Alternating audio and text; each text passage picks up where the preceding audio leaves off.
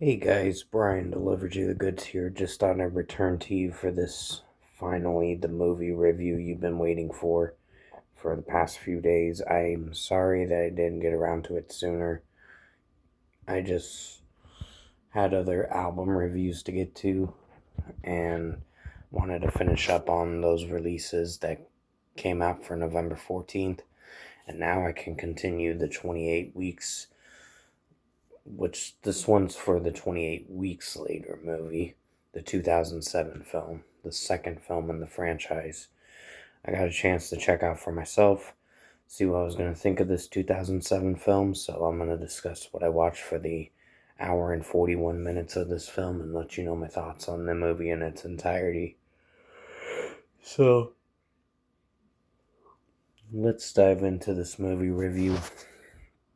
Now, basically, the cast in here, it has Idris Elba, Jeremy Renner, Rose Byrne, um, and yeah, Imogen Potts is in this film, along with a few other characters as well, other actors and actresses. But the overall premise of the story is another viral outbreak where an infection and a virus is going around.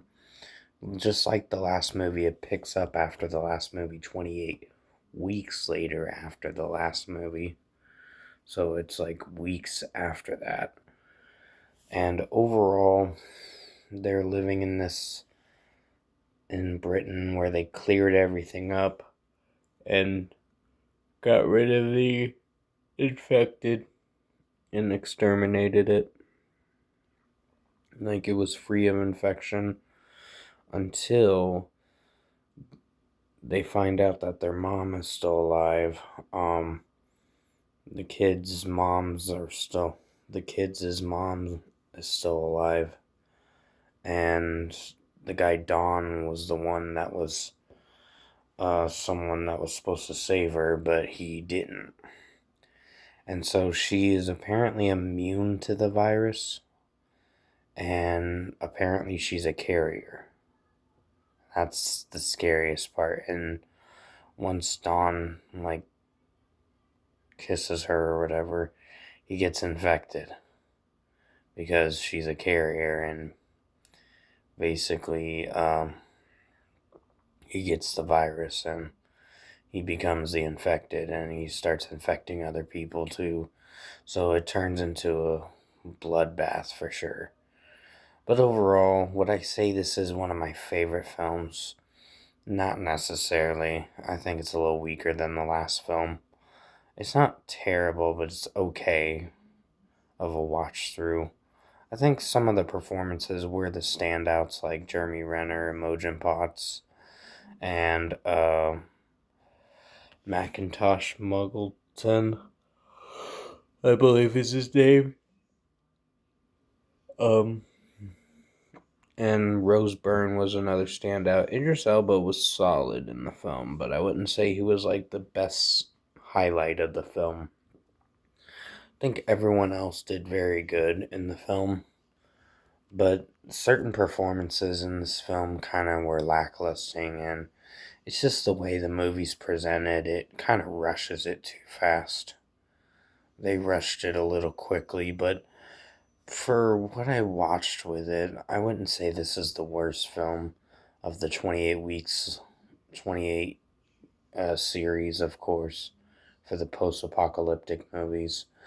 I think with this film, this is the weakest of the franchise. The trilogy, of course, because I know they just dropped 28 Years Later this year, back in June 20th, and it is out on DVD now. But overall, if I were to give 28 Weeks Later a score, I'm feeling a 6.5 out of 10. It's okay at best. I think some moments of the film did alright, but it's just the Macintosh Muggleton uh, care actor. His performance was okay in the film, but it just didn't see. I didn't feel for the character is the main thing. As Andy. So overall, I think this film was a little bit lackluster than the last film. The last film was good, but it wasn't one of my favorites. This film was a lot weaker than the last film, and I think they were rushing it a little too fast. And things were happening in this film like it was going so fast in a New York minute. Like, oh, okay, so another outbreak got in London, and now they're trying to contain it. So, yeah, I guess it is what it is. This film is just okay at best. So 6.5 out of 10 for 28 weeks later. Hope you enjoyed this movie review tonight. I'll have the 28 years later movie review coming out next. And with that being said, thank you guys for watching.